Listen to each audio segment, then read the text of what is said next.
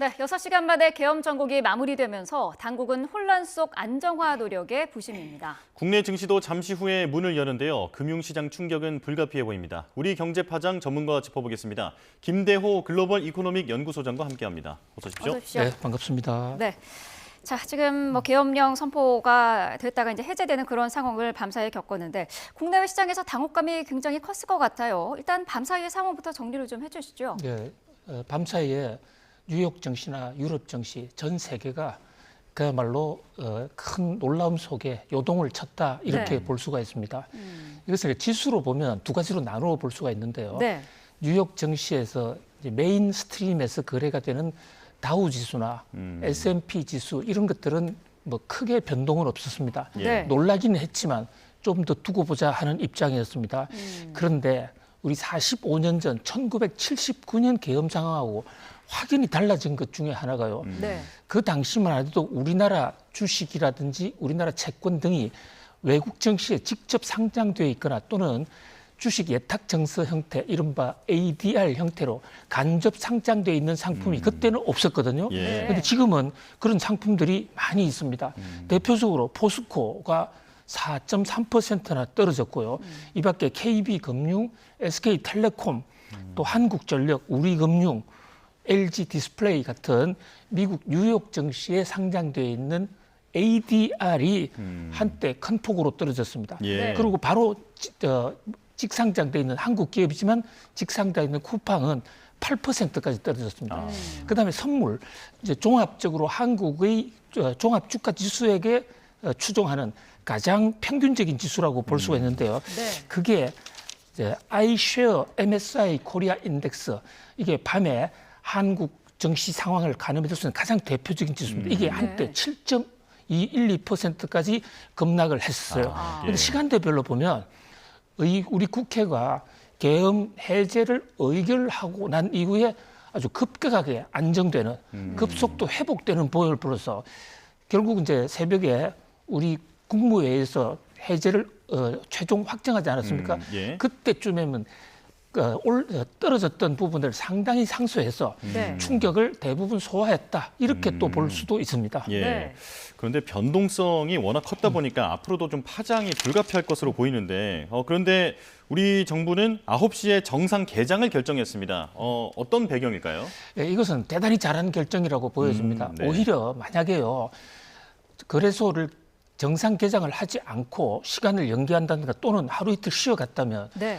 정말로 한국에 큰 문제가 있는 것이 아닌가, 이런 어떤 의구심을 증폭시켜서 3, 4일 이후에 다시 개장했을 때 큰 폭의 하락을 보일 수도 있었는데 예. 밤사이에 엄청난 소란은 있었지만 네. 그래도 한국이 나름대로 잘 이 법치주의의 시스템에 따라서 잘 수습하고 있구나, 예. 이런 것을 보여줬다는 점에서는 일단은 다행이고요. 네. 다만 이제 뉴욕 증시의 많은 전문가들은 앞으로 있을 한국 정치의 불안 요인, 이를테면 탄핵론이라든지 계엄을 선포한 측에 대한 책임 공방, 이런 것들이 이제 심해지면서 여러 가지 갈등이 생길 수도 있다.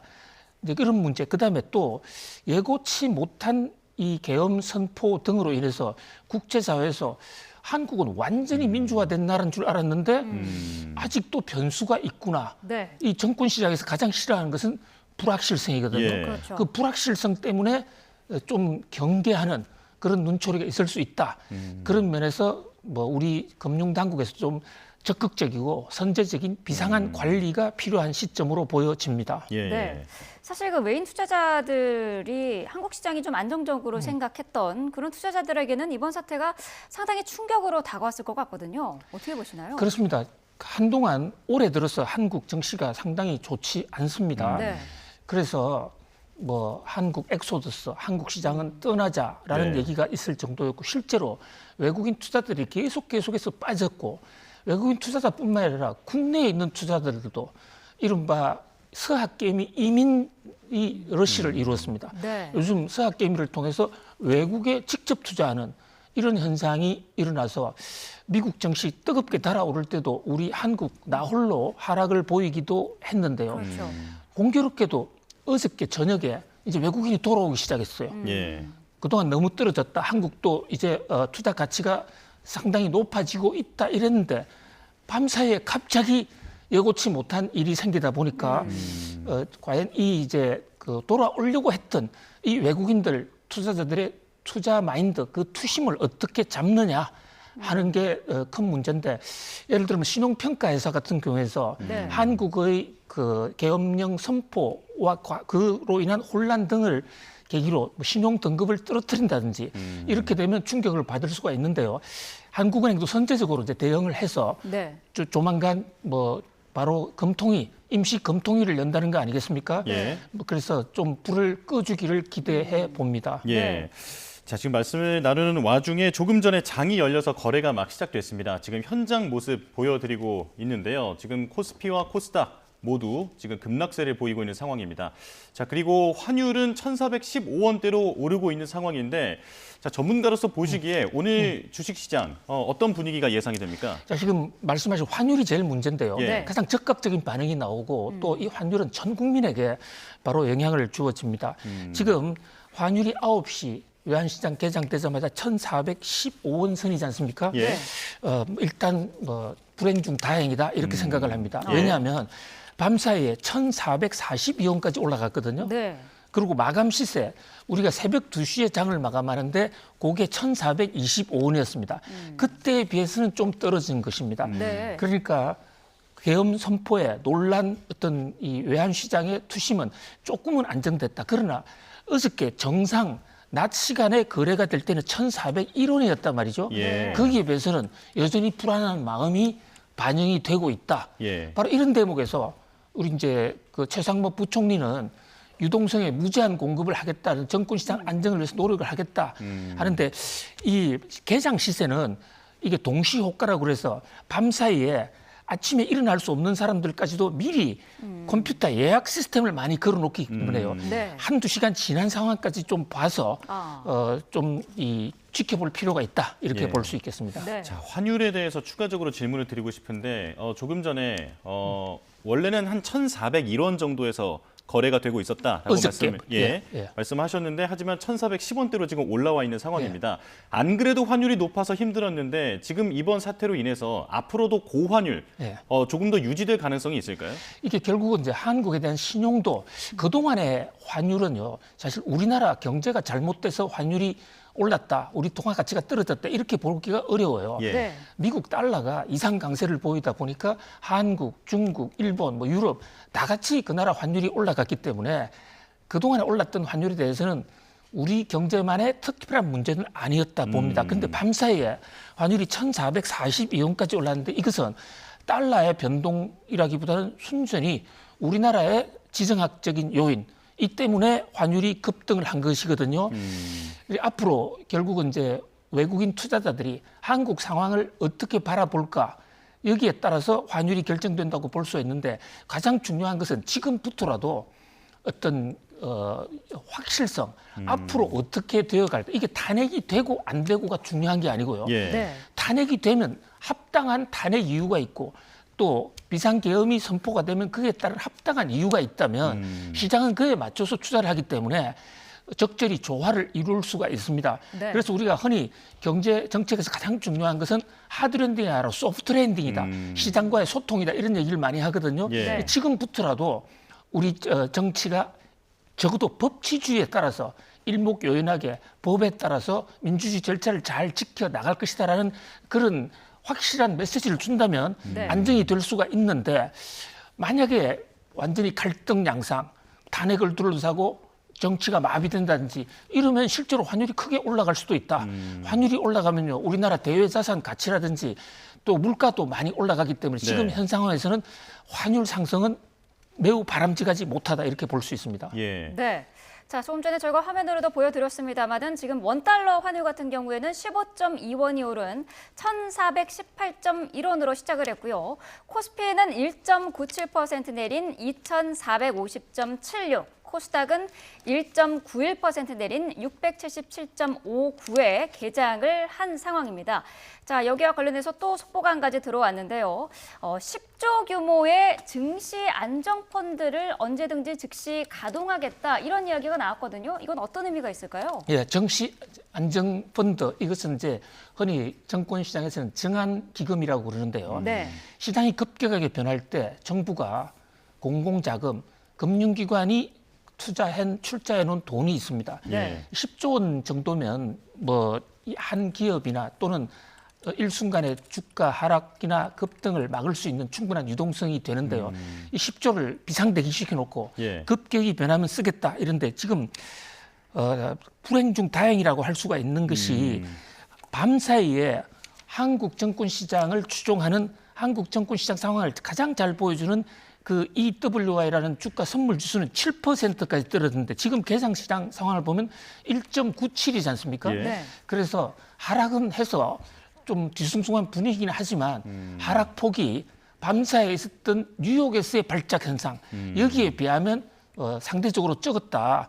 그래서 뭐 국제사회든 한국 내 투자자든 한국 상황에 대해서는 상당히 좀 수습할 수 있다라는 쪽에 조금씩 무게중심이 바뀌고 있지 않느냐. 네. 특히 10조 원 정도 정한기금을 언제든지 갖고 있으면 갑자기 떨어지는 종목은 바로 반대 매매를 해들어갈 수가 있거든요. 네. 거기다가 지금 한국은행이 금통위에서 유동성의 무제한 활용 가능성까지 의결을 하게 되면 네. 적어도 단기 사태는 막을 수가 있는데 중장기적으로 한국의 시스템에 대한 신뢰도 예. 회복이 가장 중요한 과제라고 볼 수 있겠습니다. 예, 저희가 지금 화면으로 보여드리고 있는 게 지금 실시간 증시 거래 현황인데 이 분위기에 대해서도 좀 짚어주시는 게 좋을 것 같습니다. 환율이 1,418.1원에서 시작을 했지만 지금은 1,407원대로 떨어져 있는 상황이거든요. 좀 안정을 찾고 있다라고 보면 되겠습니까? 그렇습니다. 제가 아까 말씀드린 대로 개장 시세는 밤사이에 상황이 많이 반영된 동시효과 사전 주문량이 좌우하기 때문에 그것은 어제 상황에 좀 더 가까워요. 예. 그런데 개장 이후에 지금 환율이 1,418원에서 1,407원으로 그 환율 상승폭이 줄었지 않습니까? 예. 물론 어제 1,401원에 비해서는 여전히 높은 수준이지만 시장은 사태가 더 위험한 쪽으로 확산되는 쪽보다는 예. 안정되는 쪽에 방점을 두고 있다. 불행 중 다행이다. 이렇게 볼 수 있겠습니다. 그렇군요.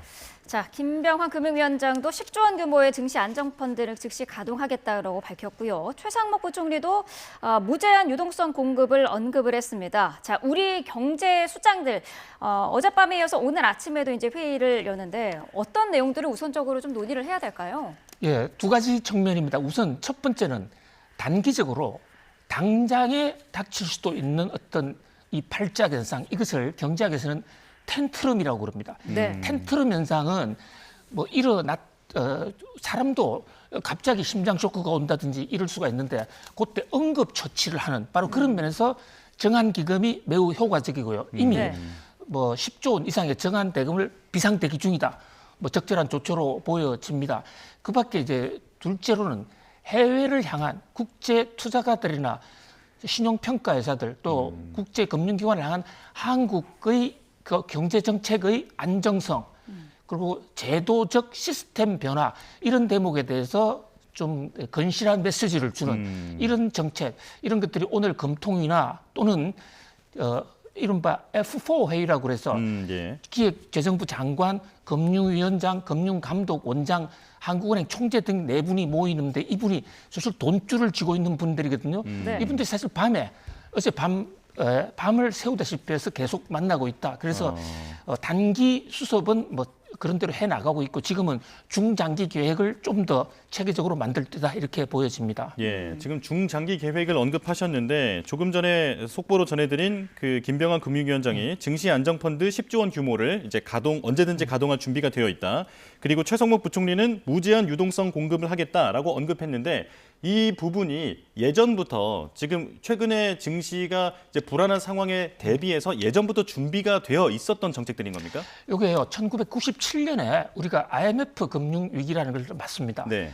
그 유명한 우리가 외환 위기가 고갈이 돼서 그 이후로 국가 비상사태에 대비하기 위해서 갑자기 당시 IMF 상황에서도 우리 경제 펀더멘탈은 굉장히 좋았었는데 네. 순간적으로 외자가 부족해지니까 그 파장이 확단됐거든요. 예. 뭐 그런 면에서 이를테면 환자가 생기면 병원에 응급 수술을 하는 그런 용도의 증시 안정기금 네. 이것을 이제 국가 예산도 있고 또 하나는 각 금융기관들이 일정 금액을 출자를 해서 그것이 이제 공동 관리를 합니다. 네. 그게 일단 10조 원인데 10조 원뿐만 아니라 지금 이게 과동할 수 있는 규모가 뭐 한 100조 정도도 조달을 할 수가 있어요. 네. 그런 면에서 현재의 금융 위기가 우리 경제의 구조적인 문제라기보다는 정치 외생 변수에서 생겼기 때문에 예. 단기적으로는 막을 수가 있다. 문제는 전 세계 투자자들의 그 투심, 한국 안전할까? 그렇게 의심하는 그 대목에 대해서 신뢰를 심어주는. 그래서 적극적으로 지금 그 중장기 대책도 이제 같이 나와야 되고 또 세계 신용평가 회사나 국제 정권사들을 통해서도 우리나라의 경제 상황은 펀더멘탈이 튼튼하고 또 한국의 정치적 어떤 변동도 시스템이나 헌법과 법 절차에 따라 법치주의에 따라 잘 될 것이라는 이런 예. 안정적 어떤 신뢰감을 주는 것이 지금은 무엇보다 중요하다고 보여집니다. 예. 네. 자, 최상목 부총리가 언급했던 그 무제한 유동성 공급에 대해서 조금 더 자세하게 질문을 드리겠습니다. 말 그대로 유동성, 시장에 돈을 계속해서 공급하겠다라는 의미 아니겠습니까? 이거 구체적으로 어떤 대책을 의미하는 걸까요? 그렇습니다. 지금 돈은 우리나라의 돈은 한국은행이 찍어냅니다. 한국은행이 찍어내서 우리나라 화폐에 보면 한국은행 총재의 인 이렇게 돼 있거든요. 네.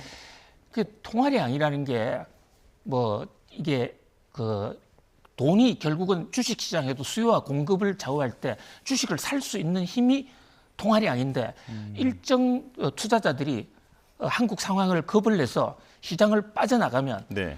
수요 부족에 의한 케이오스, 혼란이 올 수 있거든요. 아, 예. 그것을 돈을 한국은행으로 하여금 돈을 무제한으로 찍어서 일단 나중에 인플레가 오든 말든 일단 패닉은 맞겠다.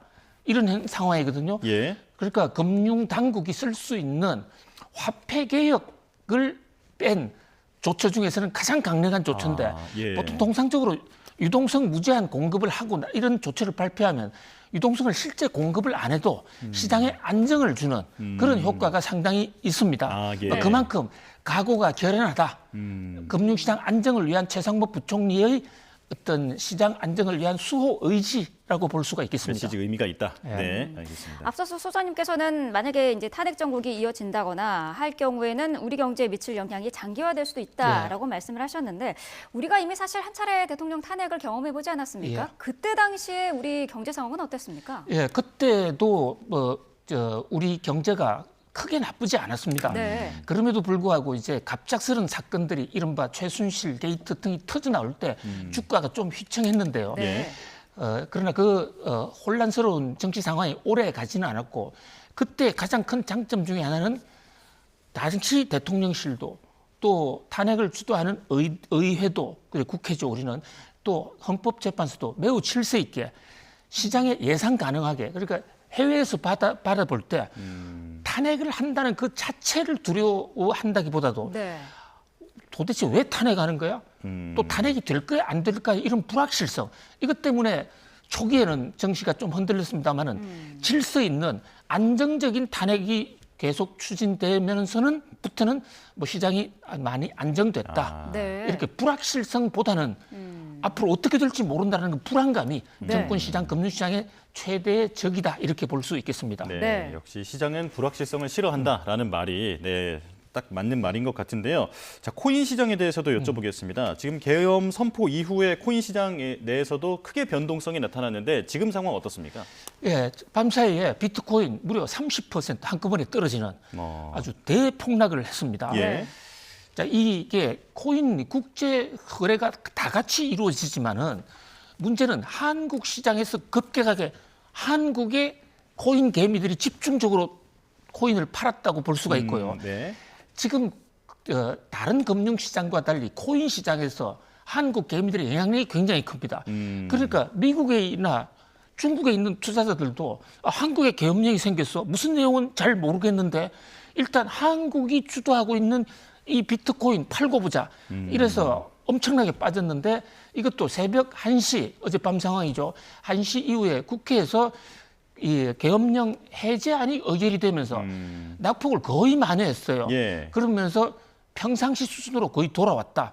다만 지금 코인 쪽은요. 트럼프 대통령 당선과 관련해서 엄청나게 많이 올라 있는 상태이기 때문에 그렇죠. 다른 쪽보다도 외생 변수에 훨씬 더 취약할 수 있기 때문에 또 정권이나 주식, 채권과 달리 참고할 수 있는 지표가 없기 때문에 변동성이 굉장히 크다.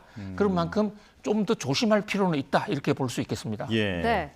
자, 오늘 우리 주식시장 증시 개장 자체를 정상적으로 할 것인가 우려 속에 정상 개장을 일단 했고요. 어쨌든 오늘 하루 종일 국회 상황이 계속 변동적인 그런 상황인데 오늘 하루 그러면은 증시도 계속 변동성이 이어질까요?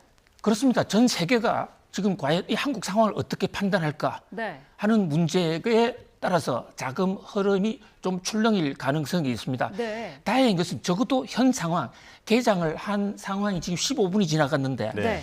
사실 파생 상품 시장은 8시 45분부터 문을 열었거든요. 예. 그럴까 보면 지금 30분 정도 지나갔다고 볼 수 있는데 지금까지는 밤사이에 좀 놀란 가슴이 좀 반영이 됐지만은 네. 조금씩 진정해 가고 있다. 이렇게 볼 수 있습니다. 그런 면에서 현재 두 가지 큰 변수, 한국 정부가 여기에 대해서 어떻게 적극적으로 또 효과적이고 과학적으로 대응하고 있는가. 네. 그런 것을 지금 세계는 주시하고 있고요.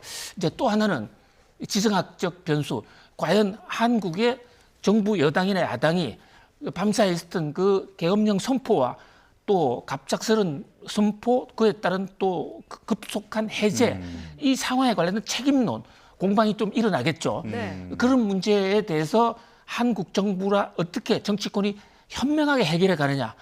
또 하나 굳이 더 든다면 국제금융기관, 외신들, 특히 신용평가회사들이 이 사태를, 한국 사태를 어떻게 볼 것인가. 이 대목이 매우 중요하다 이렇게 볼 수 있겠습니다. 네. 예. 자, 안 그래도 지금 우리 경제 트리플 감소 위기다라는 얘기도 나오고 있고 또 저성장의 초입에 있다라고 하는 경고등까지 켜지고 있는 상황에 여기에 정치적 불확실성까지 더해진 셈이 됐습니다. 자, 중장기 전망 우리 경제 어떻게 될까요? 예, 한국 경제가 지금 소비가 어렵고 최근에 와서 수출이 좀 둔화되면서 좀 비상등이 켜졌다고 볼 수가 있고 예. 그동안에 낙관론을 펴던 한국은행도 2번 연속으로 금리를 내렸고 예. 특히 내년도 전망을 1.9로 낮추는 바람에 뭐 상당히 걱정이 좀 커졌습니다. 네. 그런데 저는 한국 경제가 위기다라고 보지는 않습니다. 아, 그렇습니까? 예, 왜냐하면요, 한국 경제의 기본 펀더멘탈에 구조적인 하자가 생긴 것이라기보다는 트럼프 대통령이 새로 출범을 하면서요, 내놓고 있는 각종 정책들이 이를테면 관세 폭탄을 터뜨리겠다 이러는데 우리가 무역 의존도가 크기 때문에 한국을 향한 관세 폭탄도 아니지만 예. 좀 놀라고 있고 또 반도체 칩스법에 따라서 보조금 주기로 했던 바이든 대통령이 물러가면 트럼프 대통령이 오면 안 주겠다. 이런 요인들이 동시에 이제 한국의 악재가 된 측면이 있거든요. 예. 네. 그리고 반도체가 지금 인공지능과 관련된 종목들은 굉장히 많이 올라가는데 우리나라 반도체 회사들은 특히 삼성전자가 인공지능 흐름을 못하고 있습니다. 이런 어떤 몇 가지 문제점이 있는데 이것들을 잘 수습해 나간다면 뭐 한국 경제 어려움 충분히 극복할 수도 있다. 이렇게 나름대로는 확신을 하고 있습니다. 예. 네. 자, 이 투자자들 같은 경우는 변동성에 주의를 해야 할 것 같습니다. 자, 지금까지 김대호 글로벌 이코노믹스 연구소장과 함께했습니다. 고맙습니다. 고맙습니다. 감사합니다.